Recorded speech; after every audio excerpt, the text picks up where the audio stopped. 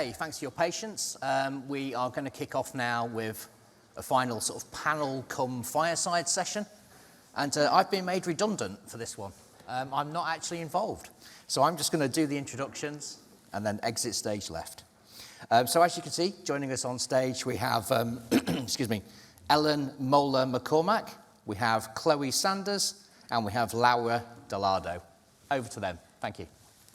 Wonderful, thank you. Well, a good transition from exciting panel on AI into thinking about how you can use all this data to actually start influencing, particularly where those are indirect stakeholders. So that's going to be the topic for today. Very excited to be here, which hopefully will be a great panel with my fellow panelists. My name is Ellen. I lead the European business for Watershed, which is the enterprise sustainability platform. We help large corporates to manage their end-to-end sustainability initiatives. I'm delighted to have with me Chloe Sanders. Hi, everyone. Who is head of ESG at CVC Capital Partners, which is a large private asset manager. And Laura Delado Contreras, SVP of Global Transaction Banking and Advisory at BBVA, one of the world's largest retail banks. Thank you both so much for being here.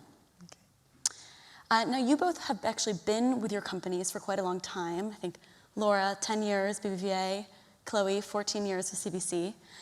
And of course, we've seen the conversation around corporate sustainability change quite a bit in that period of time. Chloe, I'd love to start with you and talk us through a little bit of kind of what's changed in that time since you've been at CVC. I know you started on the legal team. You've more recently taken on the role of head of ESG. Tell us a little bit about that journey. Absolutely.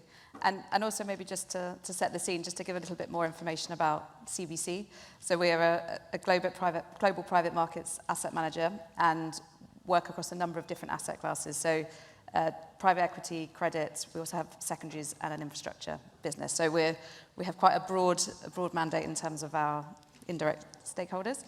And as Ellen was saying, I've joined back in 2010 in the legal team, but I did already have a sort of sustainability leaning through my legal role that I'd done previously, focused on intellectual property, a scientific background, so I was sort of looking at opportunities around clean tech, and then completely separately, this opportunity came up. But it's always been there, and I've always been looking for the opportunities.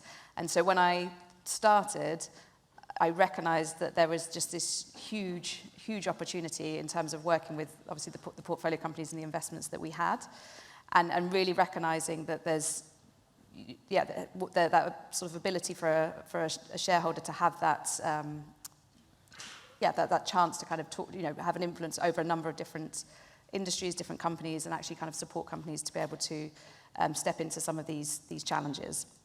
So that was, as I say, back in 2010. Obviously, a very different time, I think, is fair to say. So when I did start working, basically I put my hand up and said I'd be really excited to get involved in what was the beginnings of sustainability or ESG as it was started to be known. It was just realizing that there was, it was quite light touch. I think it's fair. I think we've always, as a business, we've always recognized the importance of, engaged employees, the importance of the customer, reducing your negative externalities in terms of the environment, etc. But it's, back then it was like, how do we turn this into value? I mean, that's what this is all about. It's like, where are those value creation opportunities and that ability to manage risk? And I think that's the bit that's really changed over the last 12 years, sort of from knowing that there's something there, being a bit more light touch, to now where obviously there's a lot more work and there's a lot more data that we're having to deal with. But I think the ultimate driver there is to really try and understand, unpick some more of this, where is that value, where can we drive that value creation, and ideally using data to then be able to support and evidence that, which is obviously is absolutely key when it comes to things like preventing greenwashing. Yeah, that value creation story is so important. I know we'll get a little bit more into that. But I want to come to you as well, Laura. You've been in your role at BBVA, I think, for about a year now, focusing on sustainable finance, so actually helping corporates with their own supply chain. Would love to learn a little bit more about that work at BBVA and sort of what's been the focus for you. Okay, perfect. So as you know, BBVA is a Spanish bank. So it's a fact that sustainability represents both a big challenge and a big opportunity for businesses. And in BBVA, we believe that banks will play a key role in financing the transformation. by allocating funds to our clients to help them with their transition processes, with their decarbonization goals. And this is why BBVA has placed sustainability at the core of its strategy since 2019. And we have like two main goals internally. The first one is to promote and increase business through sustainability. And in this case, we have a goal of mobilizing 300 billion by 2025 in sustainable projects. And then we also have the goal of becoming net zero by 2050. And because of the nature of our business, this means that decarbonizing our portfolio and thus our clients, it's essential for us. So this is why we are putting like a lot of focus on sustainable supply chain finance, for example. That is the project that I'm leading. And this is why we are really on scope 3 emissions from our clients, because it's also a win-win situation for us. Yeah, that's great. I know we're going to get into a little bit more on the kind of how this happens. How do you actually influence, whether it be your supply chain for corporates, or how we kind of get into it from a portfolio company perspective. But I want to get into a little bit of the why, because this ends up being a lot of the conversation that we end up having with yourselves, and we were having some of this conversation actually outside before we got onto the panel. Chloe, you spent a lot of time with investors directly talking about the importance of managing climate change really at the outset, thinking of that at the very beginning of an investment. Mm-hmm. Why is this important to CVC? Yeah, I think, thinking of that journey that I was just describing, I think we are increasingly we don't operate in isolation. I mean, we are investing in the real economy. And so reflecting that, we see that there is just this, particularly around climate change, the huge increase in the potential risks, but also the opportunities, whether it's transitional or physical. And so as a responsible investor of other people, as a fiduciary of looking after other people's money, these are key factors that we need to be considering and making sure that we are looking for the opportunities to create value, but also mitigating those risks as we go. And so, so on that basis, climate change in and of itself becomes a key factor for us. And to the point you were saying, Ellen, we're definitely seeing a big uptick in terms of the number of investors that are asking about our processes, what we're doing. They may have their own net zero targets, for example, and so they want to understand how their investments are going to be able to align with their future goals. So we've got the kind of investor side, and then we've also, through seeing the risks and opportunities on our side, we are making sure that we're integrating it both into the due diligence process, but then also increasingly as we go through, partnering with the companies over the lifetime of the investment, which is typically, say, 5 to 6 years. Mm-hmm. And I think underpinning that is this, which we can come on to more detail, but the science-based targets, which I'm sure you'll be aware of, the science-based target initiative. CVC has set its own science-based targets, which, to the point about scope 3, our scope 3 is effectively a portfolio company engagement target. So our short-term goal is to have for 40% of our portfolio companies within the private equity side of the business to have set their own science-based targets. So that's something that we're really engaged on. Yeah. Laura, anything to add from a kind of value creation storyline, anything that's been coming up for you at BBVA? From our side, what we are seeing is that more and more companies are establishing, as Chloe was saying, like decarbonization targets in order to become net zero in the coming years, which means they have like to manage and reduce their scope 1, 2, and 3 emissions. So when it comes to large corporates, a lot of work has already been done in terms of reduction of scope 1 and 2 emissions, but now the focus and the efforts are put on scope 3. Mm-hmm. And it's a fact that companies face a major challenge when decarbonizing their supply chain. So we believe that by giving advisory to the buyers in terms, our clients, the buyers, in terms of which are the most emitters among their suppliers, like which ESG topics are the most relevant to those suppliers, a specific criteria that can be used. So giving advisory together with giving financing to both buyers and suppliers is critical for their engagement plans to succeed. Yeah. And you're kind of starting to get into it, and I do want to get into sort of the how you're actually going about this, but you're both talking about areas that are kind of notoriously difficult, both to get that data, and then obviously you need that great data to start taking action. I think, again, maybe Chloe, starting with you, how have you gone about that data challenge for your investments themselves? Sort of it's tricky. You don't necessarily in all cases have full influence or full ability to go and knock on their door and ask for it. So how have you approached that? So as I mentioned at the beginning, we have different asset classes. And so there's certain asset classes where we've got potentially holding kind of control positions. So there, obviously, we do have a bit more, we're sort of partnering more closely with the companies, and we've got that opportunity to really explain the why, because I think everything should start with, why are we doing this? And so really trying to work with companies to understand, depending where they are on their, in terms of their own strategy development, in terms of how embedded sustainability is within their own, with their own business.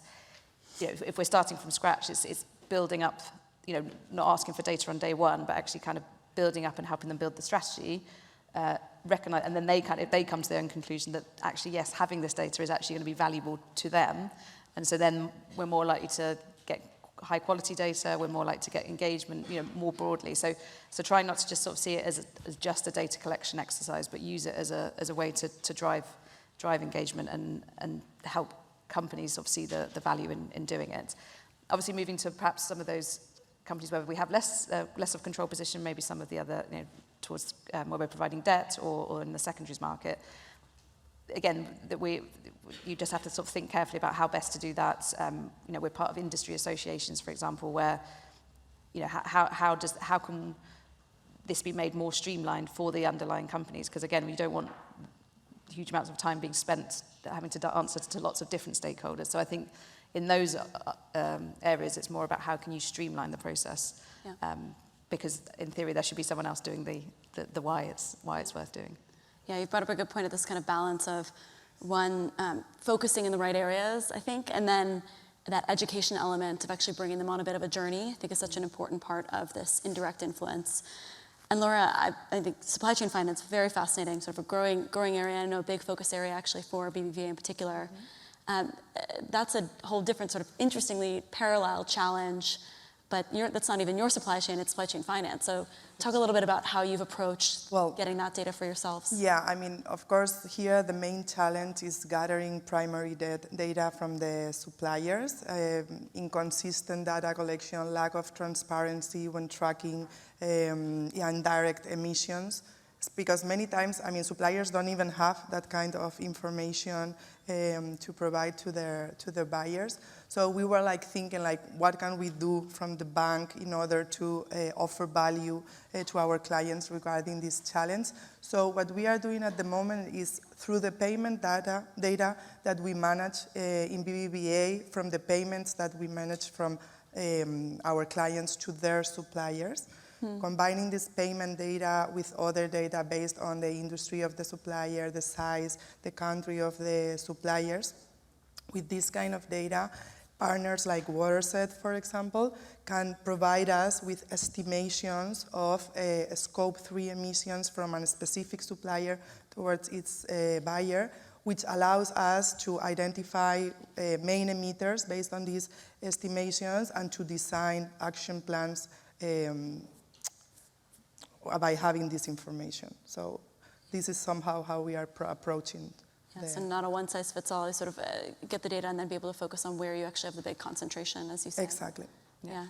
And I would also say, for the more control investments we have, we've actually been running a centralized program. So recognizing, again, we've got, what's our role as in terms of, sort of managing the funds, is we've got that ability to be able to bring different companies from similar sectors together, share best practice, help sort of cut to the chase, I think, for some companies, because if they're just starting from scratch, it's who can help me with this? And so, just focusing specifically on climate change, recognizing that we need to ultimately move estimated data as a good starting point, but how do you help companies actually produce their own real data? Absolutely. And so we do have a program that is, we call it our sort of foundation program, where we engage specifically with certain companies that have not done this before, to then help them understand the scope, understand how it works in practice, who they're going to need to actually do this, how this is going to work year on year, so that they then have a kind of toolkit in effect to kind of know,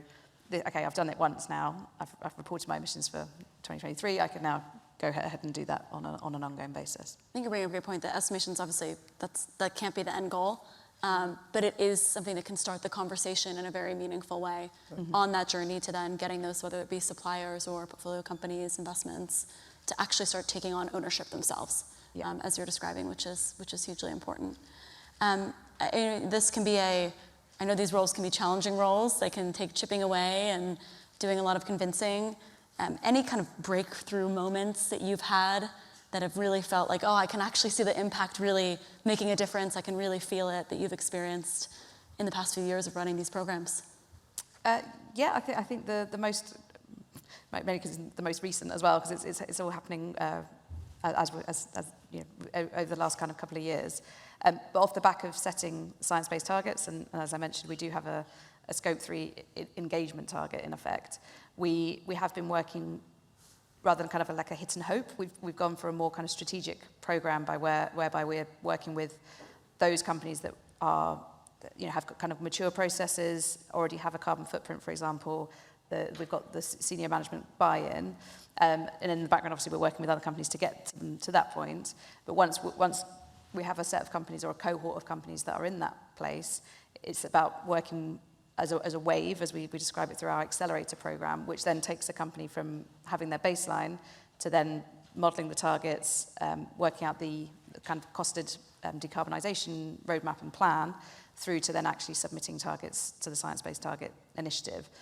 And I think what's really exciting for us is I think we had 10 to 15 companies going through the initial wave, is that we're then seeing sort of the accumulation of the cost savings and also hopefully the carbon savings that will come off these, you know, assuming on the basis they execute these roadmaps, we can actually start to really see in numbers just the impact that we're going to have as an investment manager that has, I mean, just on the private equity side, we've got, I think, about 120 companies as it is. So I think it's sort of starting to see the impact of sort of mass movement on some of these topics. And 10 to 15 is an amazing starting point, especially if those companies may not have thought about that had you not been out there having that conversation, engaging them, bringing them on that journey, and then creating a replicable program for other companies, and then being able to speak to the value, exactly, which hopefully can be repeated elsewhere. And that's it. And again, we had to share best practice, their experiences with companies coming on board, and I think also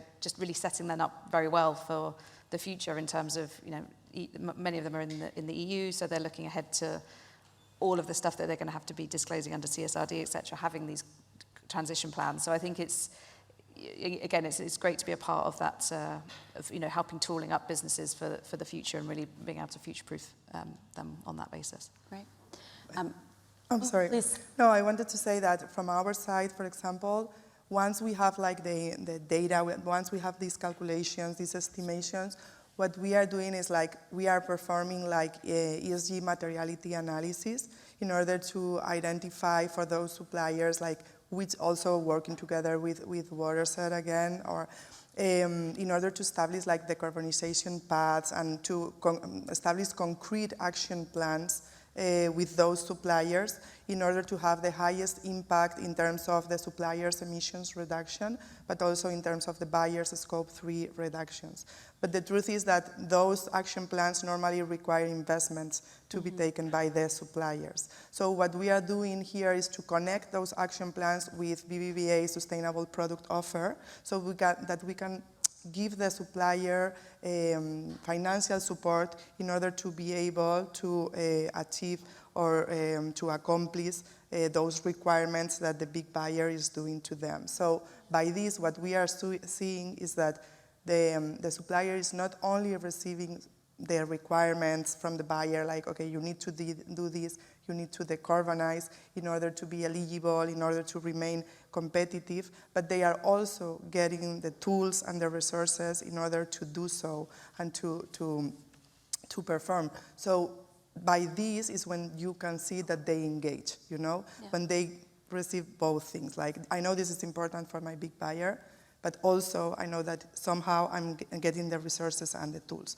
So for us, this was also like really interesting to find out that it's the way like to engage them. I think that's a great point, and it really brings together both of what you've shared, that it's not just telling a company, telling a supplier, telling a portfolio company that they need to do this. It's actually, for many of them, they may not have the resources to actually get on that journey unless you're sort of supporting them. So if you have the ability to do so, whether that be starting with education or then be giving them the right tools to be able to start measuring, start looking at decarbonization levers, it's bringing both of these pieces together.